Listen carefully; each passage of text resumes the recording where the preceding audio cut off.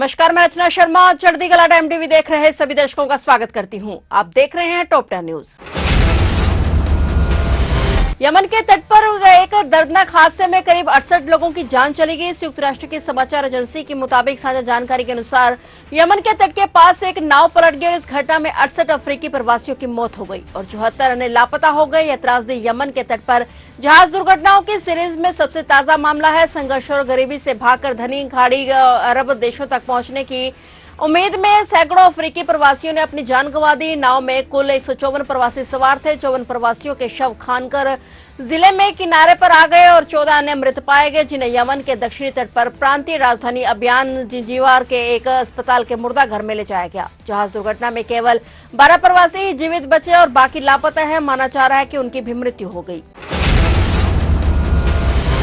बिहार के भागलपुर जिले में एक दर्दनाक हादसे ने कोहराम मचा दिया। यहां डीजल लदे वाहन के बरसाती नदी में गिर जाने से 5 लोगों की दर्दनाक मौत हो गई। इस घटना के बाद परिजनों में कोहराम मच गया। मिली जानकारी के मुताबिक घटना भागलपुर जिले के शाकुंड भागलपुर मुख्य पथ की है। बताया जा रहा है कि मरने वालों में सभी छात्र थे और उच्च विद्यालय शाकुंड में पढ़ते थे। मरने वालों में पुरानी खेरड़ी गांव के 3 और कस्बा खरेही गांव के 2 हैं और बताया जा रहा है कि डीजे वाहन पर लगभग 12 लोग सवार थे, जिनमें डूबने से 5 की दर्दनाक मौत हो गई। पिकअप वाहन पर डीजे और जनरेटर लगाकर 12 लोग युवकों की टोली नाचते गाते हुए अंतिम सोमवारी पर गंगा स्नान के लिए सुल्तानगंज गंगा घाट जा रहे थे। डीजे के शोर में किसी कारणवश डीजे वाहन चालक अनियंत्रित हो गया और जिस कारण शाकुंड सुल्तानगंज मुख्य सड़क महतो स्थान के आगे वाहन बरसाती नदी में गिर गया। यह दर्दनाक घटना घटित हो गई और वहीं घटना की सूचना मिलते ही पुलिस घटनास्थल पर पहुंची और सभी को सामुदायिक स्वास्थ्य केंद्र पहुंचाया गया, जहां 5 को चिकित्सकों ने मृत घोषित कर दिया।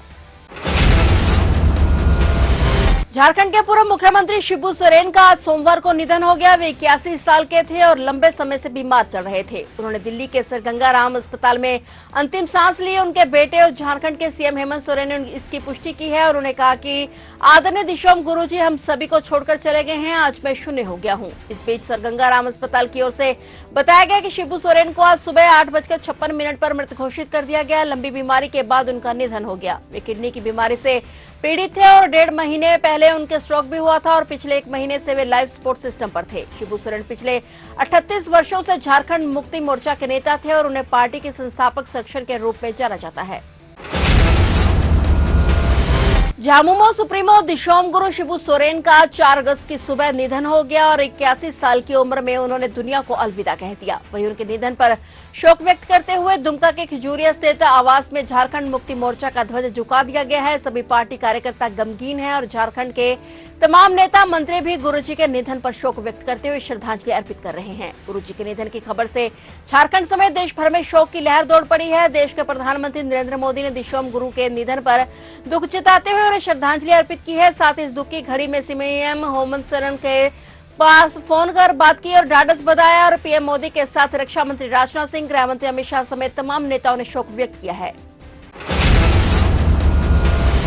मुख्यमंत्री योगी आदित्यनाथ ने रक्षाबंधन के अवसर पर आगामी 8 अगस्त की सुबह से 10 अगस्त की रात 12 बजे तक यूपीएस, आरटीसी और नगरीय बस सेवा के बसों में माताओं बहनों को निःशुल्क यात्रा की घोषणा करने के साथ पर्याप्त मात्रा में बसें संचालित करने को कहा है। मुख्यमंत्री योगी आदित्यनाथ ने उच्च स्तरीय बैठक में रक्षाबंधन के अवसर पर महिलाओं के लिए बड़ी सौगात का ऐलान किया है और उन्होंने कहा कि 8 अगस्त की सुबह 6 बजे से 10 अगस्त की रात 12 बजे तक यूपीएससी, आरटीसी और नगरीय बस सेवा की बसों में माताओं बहनों को फ्री में यात्रा की सुविधा उपलब्ध कराई जाएगी और इस दौरान नगरीय और ग्रामीण क्षेत्रों में प्राप्त बसें चलाई जाएंगी। जाम की स्थिति न बनने देने के लिए भी पुलिस को सतर्क रहने के निर्देश दिए गए हैं। पंजाब सरकार द्वारा नशे के खिलाफ छेड़ी गई निर्णायक जंग युद्ध नशे के विरुद्ध अभियान को अब अगले चरण में ले जाने का निर्णय लिया गया है और इसके तहत राज्य के हर गांव और वार्ड में नशे के खिलाफ लड़ाई के लिए डिफेंस कमेटियां बनाई जाएंगी। मुख्यमंत्री भगवंत सिंह मान आज लुधियाना से इस मुहिम की शुरुआत कर रहे हैं। जानकारी के मुताबिक नशे को पूरी तरह खत्म करने के उद्देश्य से सरकार ने गाँव और वार्ड स्तर पर डिफेंस कमेटियों के गठन का फैसला किया है और इन कमेटियों में आबादी के आधार पर सदस्यों की संख्या तय की जाएगी। एक कमेटी के कम से कम 10 और अधिकतम 20 सदस्य होंगे और इन डिफेंस कमेटियों में सेवानिवृत्त फौजी, अध्यापक और नंबरदारों को प्राथमिकता दी जाएगी। इन सभी को अपने अपने क्षेत्र में नशे को जड़ से खत्म करने की जिम्मेदारी दी जाएगी। उत्तर प्रदेश में मानसून राहत देने के साथ समस्या भी बन रहा है। नदियों से सटे जिलों में बाढ़ का कहर है और बारिश को देखते हुए कई स्कूलों में आज अवकाश घोषित कर दिया गया है। यूपी में मानसून पूरी तरह से सक्रिय है। प्रदेश में नदियों से सटे हुए 17 जिलों में बारिश का कहर है। रविवार को भी अलग अलग जिलों में बारिश की वजह से 9 मौतें हो गई। सोमवार की सुबह सीतापुर जिले में दीवार गिरने से 2 किशोरियों की मौत हो गई और यह संख्या जोड़ लें तो 24 घंटे में प्रदेश में बारिश से 11 मौतें हो गई हैं। भारी बारिश को देखते हुए राजधानी लखनऊ समेत प्रदेश के कई स्कूलों में अवकाश घोषित किया गया। मुख्यमंत्री योगी आदित्यनाथ खुद बाढ़ प्रभावित क्षेत्रों की मॉनिटरिंग कर रहे हैं। वे लगातार बाढ़ प्रभावित क्षेत्रों में अधिकारियों और राहत विभाग को जरूरी दिशा निर्देश दे रहे हैं ताकि राहत कार्य में कोई कमी ना सके। वर्तमान में प्रदेश के 17 जिले बाढ़ से प्रभावित हैं। 31 अन्य जिलों में भारी बारिश का येलो अलर्ट है और 64 जिलों में गरज चमक के साथ आकाशीय बिजली गिरने की संभावना जताई गई है।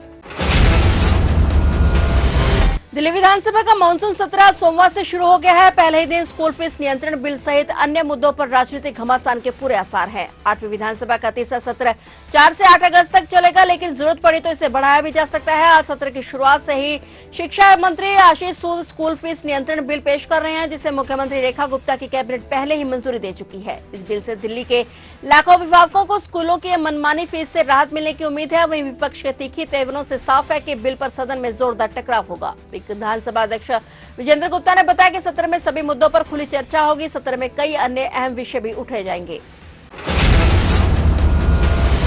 जालसाजी के मामले में आईएस 191 गैंग के सरगना और माफिया मुख्तार अंसारी के छोटे बेटे उमर अंसारी को लखनऊ के दारुल शफा स्थित विधायक निवास से गिरफ्तार कर लिया गया है। आरोप है कि उमर अंसारी ने 50,000 की इनामी अपनी मां आफशा अंसारी के फर्जी हस्ताक्षर किए और उसे अदालत में दाखिल कर दिया था। उमर अपनी परिवार की कुर्की संपत्ति को बचाने की फिराक में था। गैंगस्टर एक्ट के तहत माफिया मुख्तार अंसारी के परिवार की संपत्ति कुर्की गई थी और इसी संपत्ति को मुक्त कराने के लिए उमर अंसारी ने अपनी मां आफशा अंसारी के फर्जी हस्ताक्षर किए। फर्जी हस्ताक्षर के साथ साथ शपथ पत्र अदालत में दाखिल कर दिया। आफशा लंबे समय से फरार चल रही है। अदालत ने उसे गिरफ्तार करके पेश करने का आदेश दिया है। गाजीपुर पुलिस ने उसके ऊपर 50,000 रुपए का इनाम भी घोषित किया है। वहीं उमर को पूछताछ के बाद अदालत में पेश किया जा रहा है।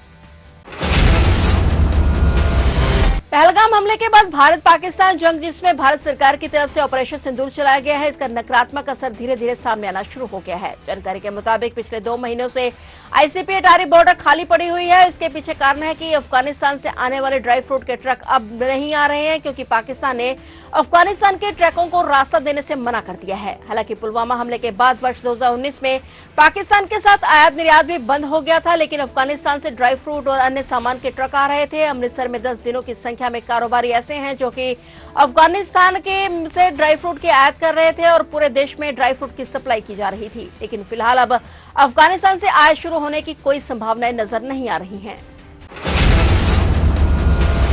फिलहाल टॉप 10 न्यूज में इतना ही और नए समाचारों के साथ फिर से हाजिर होंगे। तब तक के लिए देखते रहिए चढ़ती कला टाइम टीवी।